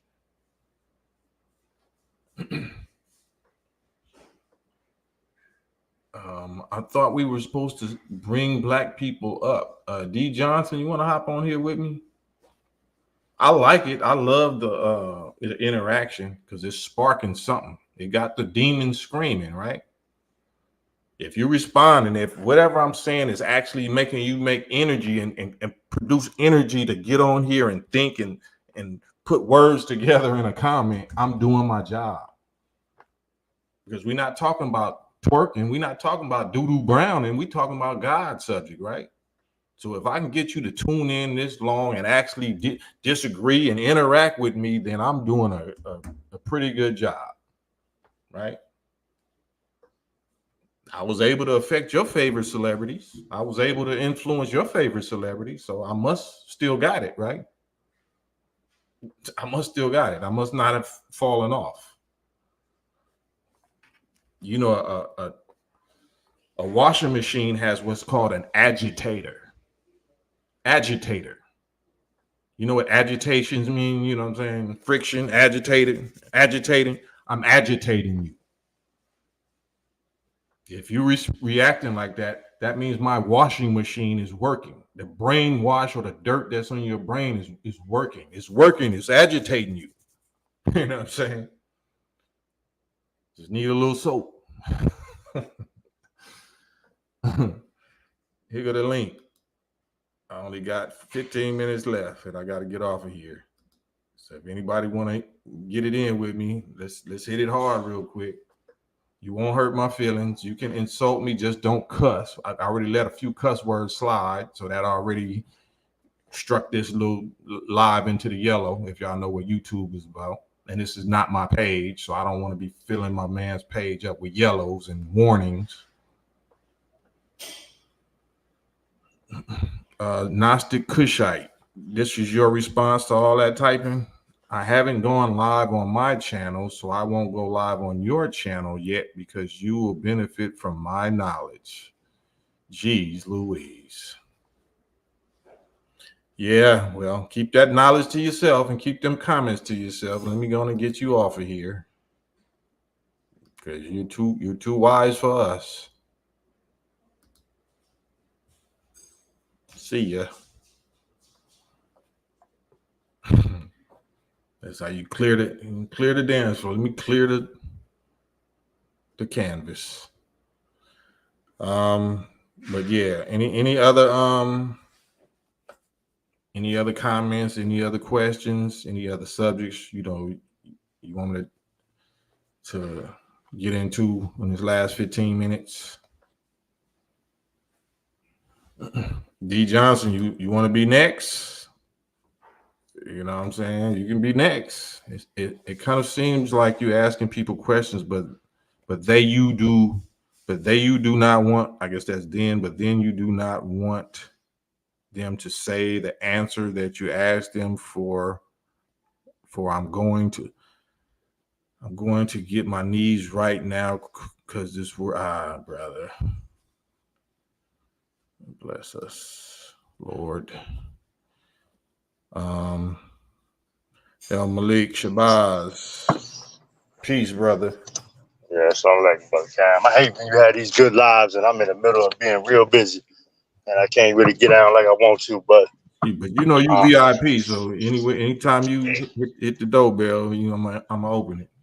Yeah, I'm out here doing my night work, man. Damn. But anyway, no, just to follow up on all of that. I mean, I think like the minister said, man, like Allah lets everybody do what they think they know and express all their thoughts. But once all of that's exhausted, it's right back to what's on the back of that page, number 4. You know, it comes back to that. I like I said, I agree with a lot what the brothers are saying. I think, you know, the reparations, you know, you can't water it down with money and checks. We all know that, but I heard the minister say that. Let everybody do what they think they know. You know, let it go. Let everybody run their course. Yep. And it's right back, and it's coming right back to that number 4 foundation, right? Right. On the back of Muhammad Speaks, on the final call. There's no getting away from that. So that's kind of how I look at it. You know. Yeah. If our faith is weak, then we get emotionally threatened by people. Like you think that whoever, if FDOS, FBA or ADOS, if they really scammers, do you think they're gonna finesse God? Do you think they're gonna finesse Satan? Why are you upset? Why do you feel threatened? Like they're gonna get away with something? Well, I mean, yeah, like I said, but you know, that's why the leader, man, because sometimes you've made some of us, man, you know, we in our teachings, man, and it's like we may take an offense of it. You know, sometimes if you feel offended or insulted by somebody diluting the reparations, situation. But they're not claiming to be Muslims. Well, yeah, I'm just saying a lot of that's what people respond in an emotional way because of the personal insult, or even those like the brother that was just on. You know, they may feel like a sense of insult from Tariq and these other groups that's riding the reparations wave, and it's and like when you showed us on the back of the paper, everybody's pretty much taken from that. They're just not using the exact language that's on the paper. It's like they're taking pieces of it. And some of us may feel a little offended and they watering down or they own some slick. I get it, but like you say, we can't, as men, we got to come back to what the leader said. Rise above all that. Let everybody do what they think let everybody run their course. And at the end of the day, it comes right back to that, and then the real cream rises to the top, because that comes all out of the nation. You know what I'm saying? Everything everybody's talking about comes right back to us. So that's all, that's kind of how I sum it up, dude. Right, I agree, and that's why I be here for entertaining. It's fun, it's funny, it can be funny, but when we see our people actually getting upset, like emotional, I can get frustrated, but I'm just going through the motions. I got to make it entertaining, but at the same time, I want to compare grade levels. If I think I'm at a certain grade level and you think you at a certain grade level, then I'm gonna hurry up and get to the chase. Meaning, what one thing that we learned in rap, in this business, that you got to be able to wrap your whole thing up and make a punchline and get people to see your way in 3 minutes. Yeah, right. Yeah. You done mastered that. Yeah, I can't listen to you talk for 15 minutes and not, just because you want to be heard and I want to respect you, but I ain't got 15 minutes to listen to all of this. Like, you got to hurry up and wrap it up. And then when you wrap it up, people going to be like, you cut him off. And brother, I'm trying to, you're going to have to go somewhere else, man, where they let you talk 15 minutes. Well, yeah, you got to understand the person that you're talking to. Like, you know what I'm saying? You can't force your way of what you feel, and you want to force the other person into what you're trying to feel. You got to work with people. You can't, that's where people get drawn out 20 minutes trying to explain, because they really trying to, bring you into whatever they thinking. You can't, sometimes you just can't do that. Yeah, and I'm already familiar with it. So like I have to be respectful and patient and let people say they hold, especially if it's their first time. I gotta let them talk their whole little spiel, but then remind them at the beginning, man, kind of get to the point, wrap it up or whatever. And they gonna talk as though they telling me something that I haven't already heard for the last 30 years. Like, you're not coming up with nothing new. You don't have no accomplishments, you know what I'm saying? So I want you to be able to say your piece to this audience, but at the end of the day, I'm going to be like, okay, so now where's the proof that this is superior to what we already doing? You know what I mean? Yeah. Why not join us? Why not join the wheel that's already been invented, that's already rolling? Yeah, well, that's got to be forced, man, because everybody got their own mind, or at least they think they got their own mind, But like a lot of times, it sounds like the Tower of Babel, man. Yeah. When I hear, I watch a lot of your content, and everybody come on, and it's like, people don't know they saying the same thing we've been saying for 30 years, but they don't understand. Even with the children of Israel, Elijah Muhammad been teaching, they got that from from us. Right. He's Hebrew Israelite. We the children that comes from the Christ. Stop, But anyway, man. But yeah, that's why I'll be inviting the brothers. But they be coming at me, and when I handle them a certain kind of way, then they like, he wasn't qualified. Why you picking on these slow brothers? No, they picking on me. I'm not going after them. I'm actually inviting the ones that's supposed to be the wisest. But they don't show up. I really want to have a calm, respectful, educated conversation about if we're the descendant of slaves, the 400, then who is the Moses and Aaron? Who started? Who is your leader? Who taught you this teaching that you're going by right now? What's your chain of command? Who is the leader of y'all's organization? Who is the Moses and the Aaron? Because we can show you are. So I never have had one to step up and accept the invite. No, yeah, because they don't know. When you really chase it down, they can't. But like the Quran says, they all wanted pages spread out. And Christ talked about it in Our Savior's Arrive, I think chapter 42. The thread in the heavens are full of stars.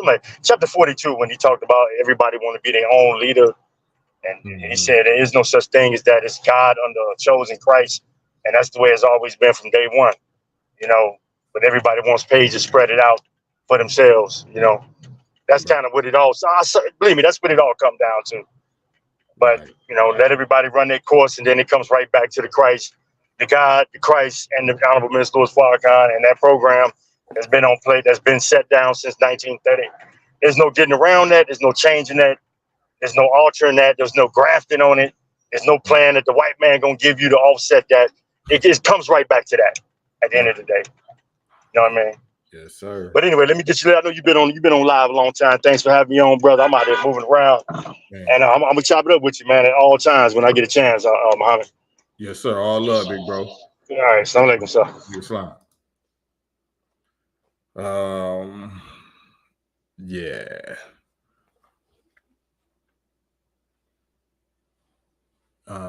Yeah, so 5 minutes. I got 5 minutes left.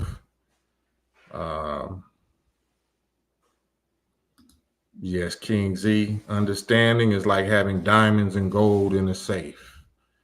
That's the most valuable thing we can have right now is understanding, like Solomon said, and divine guidance, understanding of divine guidance, understanding of divine revelation.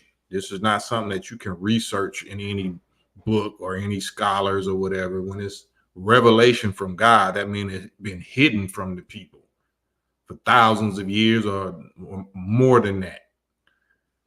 So you can tell if it's actually revelation by the fruit, the product, the results, what it produces. Nobody can handle this product. I'm talking about us, the fruit of Islam, the NOI product. Nobody can handle us. There's nobody that can handle Malcolm. There was nobody that can handle Muhammad Ali. There was nobody that can handle Farrakhan, of course. Nobody that can handle Khalid. Nobody that can handle the father, the Honorable Elijah Muhammad. Nobody can handle the students of the most Honorable Elijah Muhammad. So why wouldn't you just join that? You can't beat it. You have never beat it. You will never beat it. Why not just join it? It's your nation. We're your brothers. This is your army. This is your, so that means you just got your own personal selfish goals and desires or whatever. You want to be great on your own. And we will never attain greatness on our own because we are not individuals. We are not individuals. So if we think we're individuals, then we're going to say, we don't follow no man. I don't follow no man. But then you want everybody to follow you. The main one talking about, I don't follow no man. I don't follow no man, man. I ain't no follower. You trying to rally people up to agree with you and follow your way of thinking. Pure clowns. And lying. And a liar. Because everything you learn from following a man. So just liars, just envious, hypocritical, envious liars. Yeah. So Lamont, man, thank you, Lamont. I see that Cash App. Thank you for the Cash App. Salute as always. You know what I'm saying? You be helping keep my lights on over here. Elmatic. You know what I mean? You only knew, but God makes a way. He uses people like you to help me be able to keep doing stuff like this. So thank you as always, Elmatic. Kevin Jenkins, understanding is seeing things for what they are instead of what they appear to be. Man, like I'm not trying to interpret nothing necessarily that ain't already what it is. I try to lay it out. First things first, down to earth. No cut, no extra speculations. And, and let the chips fall where they're going to fall. Cold Godzilla, he's saying on African identity, every African immigrant carries the rich history and culture of our ancestors. They are a vital part of the fabric of America. I agree with that. So the nation, like I said, we're not excluding nobody, but we're not going to let nobody write us out of, our birthright and share with what we are owed, share equally with what we're owed. So if we're the descendant of slave and we suffered under this slave master and this people, then an immigrant can't come and share whatever reparations that we are owed. Absolutely not.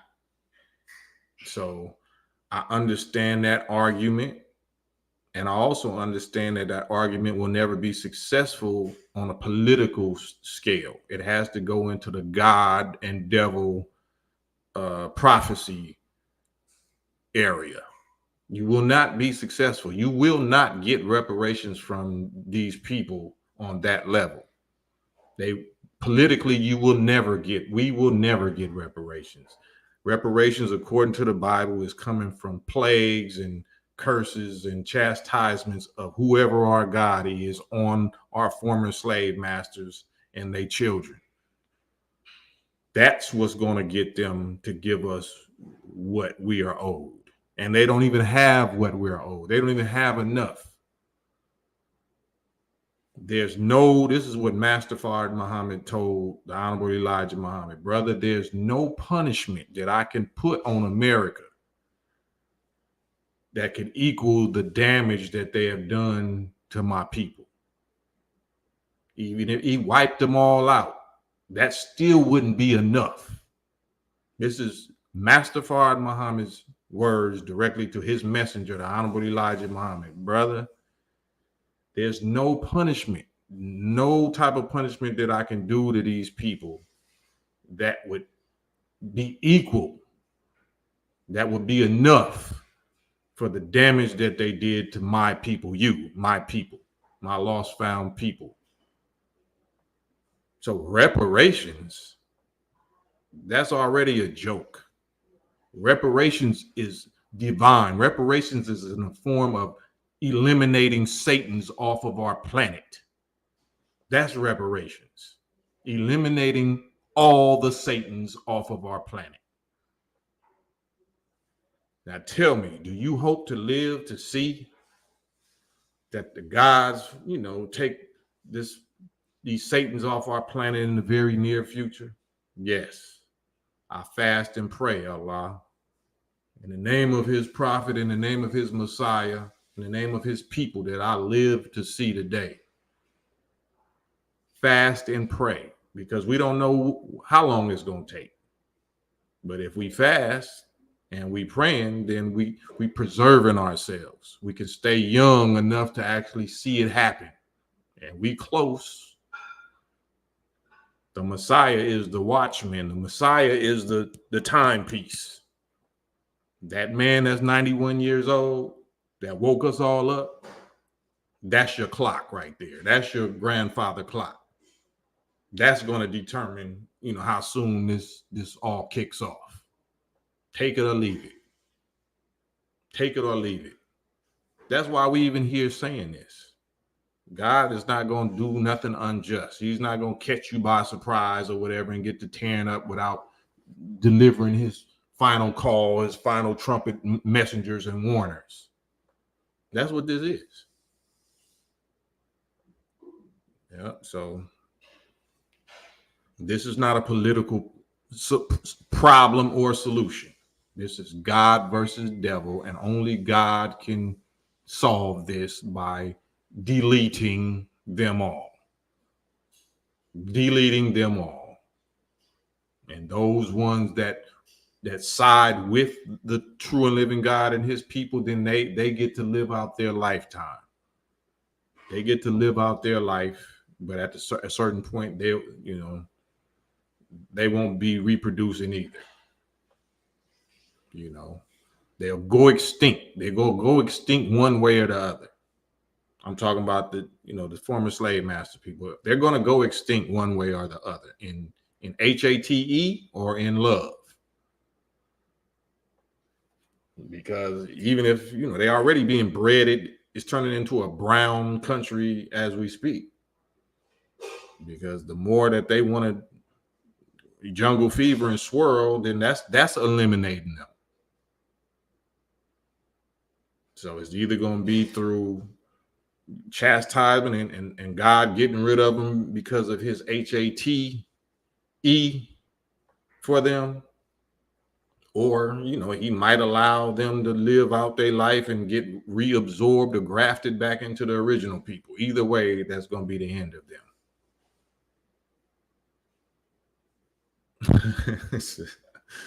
All right, well, I'm out of here, man. If y'all don't mind, man, can y'all hit the thumbs up? God willing, I might be back later on in 2 hours. Yeah, because it's early. Hit the thumbs up. Thank you for the Cash App, Elmatic. Send this to somebody, man. This is good conversation pieces, and we're gonna keep it up. Try to do it every day, but today is special weekend. I really don't do it on the weekends, but we on, so we on. And if you got anybody want to get on, or any comments or questions or debates or disputes when I get back on, we can do that. All right. Salute, peace and blessings, Campaign Trail. Outro.